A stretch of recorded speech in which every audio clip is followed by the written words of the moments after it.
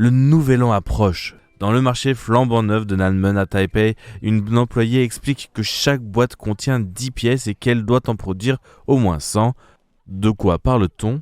Il s'agit des raviolis de poisson à la peau d'œuf, très prisés pour les fondues chinoises. Le vendeur de raviolis de poisson au marché de Nanmen précise qu'il n'arrive pas à suivre la demande. Si une personne achète 20 boîtes, cela oblige les autres clients à attendre très longtemps. La limite de 2 boîtes par personne s'explique par le fait que les raviolis, tout comme les œufs farcis, sont fabriqués à la main, avec beaucoup de soin, et au marché de Nanmen des boulettes de poisson. Tout est artisanal et si populaire qu'il y a davantage de risques que les stocks soient écoulés plutôt que d'avoir des invendus.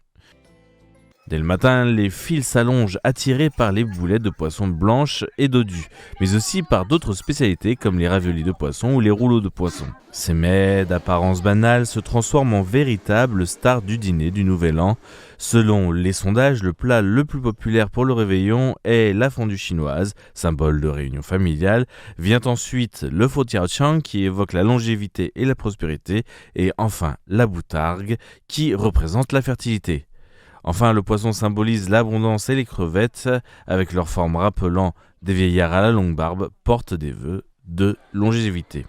Un consommateur commente que la fondue est la solution idéale pour les plus paresseux. Il ne nécessite pas de réflexion sur les plats à cuisiner.